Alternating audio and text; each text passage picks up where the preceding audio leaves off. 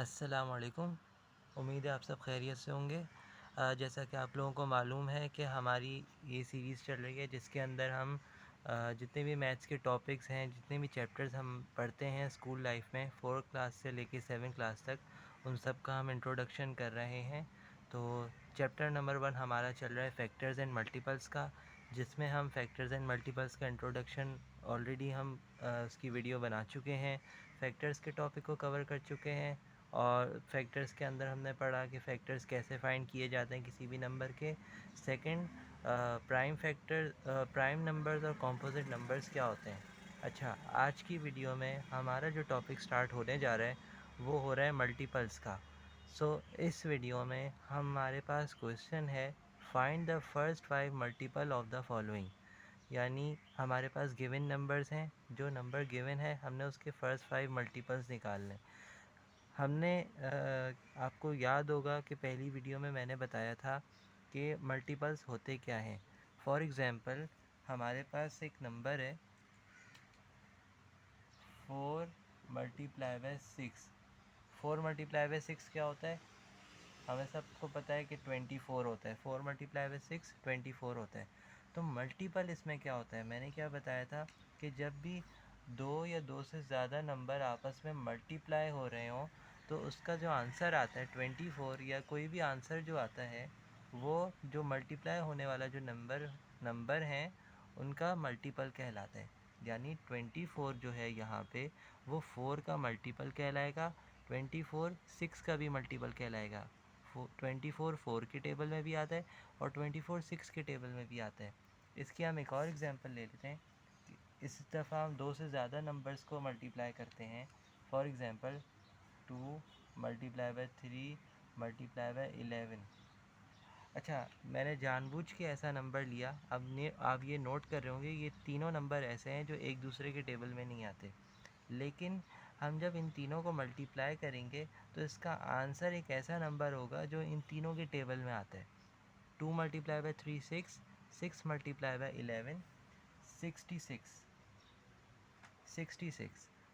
अब आप देख रहे होंगे कि 66 जो है वो 11 का मल्टीपल है, एज़ वेल एज़ 3 का भी मल्टीपल है, एज़ वेल एज़ 2 का भी मल्टीपल है। 66 2 के टेबल में भी आता है, 3 के टेबल में भी आता है, 11 के टेबल में भी आता है।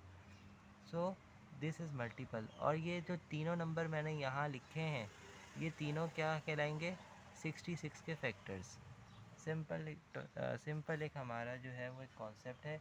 हम क्वेश्चन की तरफ बढ़ते हैं। क्वेश्चन हमारे पास पहला पार्ट आता है, पहला पार्ट हमारे पास आता है 7 के। हमें फ़र्स्ट 5 मल्टीपल फाइंड करने हैं। मल्टीपल्स तो जैसा कि हमने पढ़ा कि मल्टीपल जो आंसर होता है हम उसको मल्टीपल कहते हैं। तो मल्टीपल्स तो अनलिमिटेड होते हैं किसी भी नंबर के। तो यहाँ पे फ़र्स्ट 5 लिखने का मकसद क्या हुआ कि फ़र्स्ट 5 यानी शुरू के 5। तो 7 का सबसे पहला मल्टीपल क्या कहलाएगा? सॉल्यूशन की हेडिंग डालेंगे, 7 multiply by 1 is equals to 7। सबसे पहला मल्टीपल 7 ख़ुद अपने टेबल में आता है, तो 7 1 ज़ा 7। फिर दूसरा मल्टीपल क्या कहलाएगा? 7 2 ज़ा 14। थर्ड 7 3 ज़ा 21। 7 4 ज़ा 28। 7 5 ज़ा 35। क्योंकि हमें क्वेश्चन में बोला गया है फ़र्स्ट 5 मल्टीपल फाइंड करने, तो हमारे पास हमने पहले 5 मल्टीपल भी लिख दिए। अच्छा, यहाँ पे एक और बात मैं बताता चलूँ कि अगर आपसे पूछा जाए tell me the fourth multiple of 7, यानी आप 7 का चौथा मल्टीपल बताएं, तो यहाँ पे चौथे नंबर पे कौन सा आता है? 1 2 3 4। चौथे नंबर पे हमारे पास आता है 7 multiply by 4 is equals to 28। यानी 7 का फोर्थ मल्टीपल का क्या होगा? 28 is the answer. Next part की तरफ चलते हैं। नेक्स्ट पार्ट हमारे पास है 13।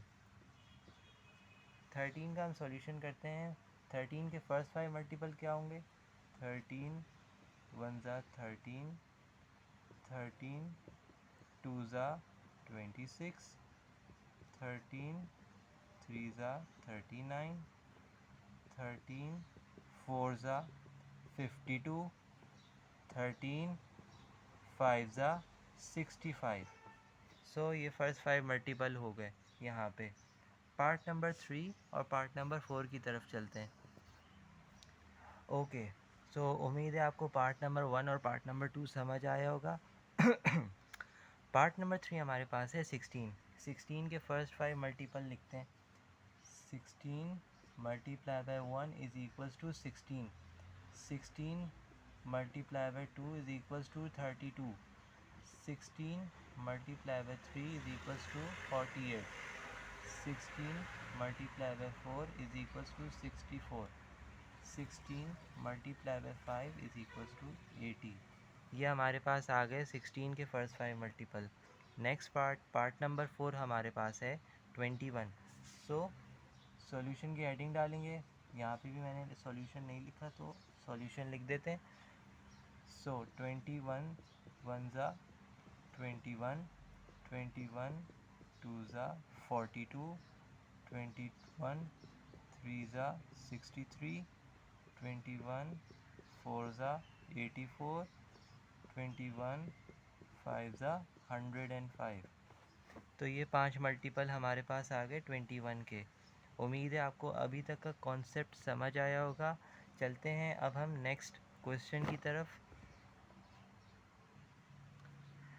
ओके जी, तो हमारे पास क्वेश्चन है find the multiples of 7 between 25 and 59। हमने इसमें 7 के मल्टीपल्स बताने हैं, लेकिन जो मल्टीपल्स होने चाहिए 7 के वो 25 और 59 के दरमियान होने चाहिए। सो हमारे पास ये कंडीशन गिवन है कि हमारे पास जो मल्टीपल्स होने चाहिए वो 25 और 59 के दरमियान होने चाहिए। तो हम सबको ऑब्वियसली पता है कि 7 वन ज़ा 7 होता है। फिर हम उसके मल्टीपल्स आगे बढ़ते जाएंगे। 7 वन ज़ा 7, 7 टू ज़ा 14, 7 थ्री ज़ा 21, 21 भी 25 से छोटा होता है। 7 फोर ज़ा 28।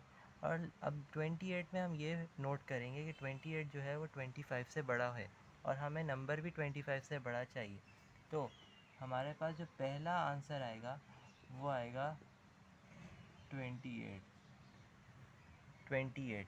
फिर यहाँ से अब हम आगे बढ़ते जाएंगे। 28, 35, 7 सिक्स ज़ा 42, 7 सेवन ज़ा 49, 7 एट ज़ा 56।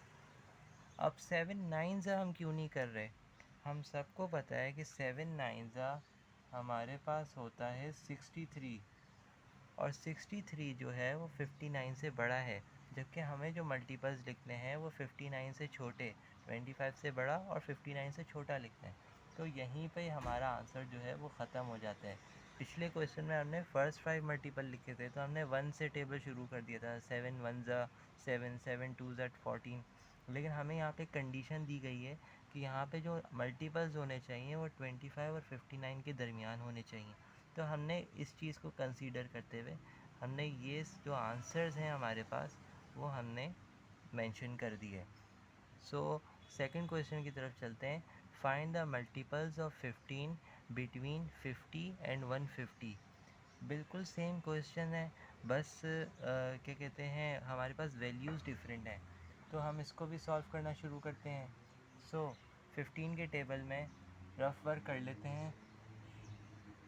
15 वन ज़ा 15, 15 टू ज़ा 30, 3 ज़ा 45। 45 भी हमें पता है कि 50 से छोटा होता है। सो 15 फोर ज़ा 60। 60 अब हमें पता है, मिल गया एक नंबर जो 50 से बड़ा होता है। तो हम यहाँ मेंशन कर देंगे 15 multiply by 4 is equals to 60।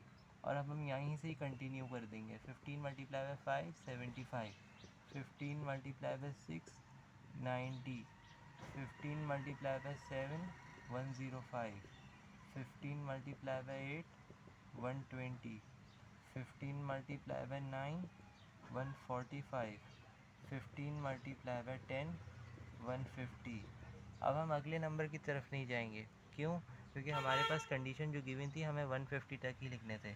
अगर यहाँ पे 160 भी लिखा होता तो हम फिर भी आगे नहीं जा सकते थे, क्योंकि 15 11 ज़ा 165 होता है। 165 हम लिख ही नहीं सकते क्योंकि हमारे पास कंडीशन 150 है। उम्मीद है आपको आज की वीडियो, आज का टॉपिक समझ आया होगा। आज की वीडियो में हमने मल्टीपल्स को फाइंड करना सीखा और जो हमारे पास जो आगे जो क्वेश्चंस थे जिसमें हमें कंडीशन गिवन थी, हमने उनको सॉल्व करना सीखा। अगर आपको वीडियो अच्छी लगी हो तो वीडियो को लाइक करें, चैनल को सब्सक्राइब करें और यूज़फुल लगे तो अपने दोस्तों के साथ शेयर करें। इंशाल्लाह अगली वीडियो में मुलाकात होती है। अल्लाह हाफ़िज़।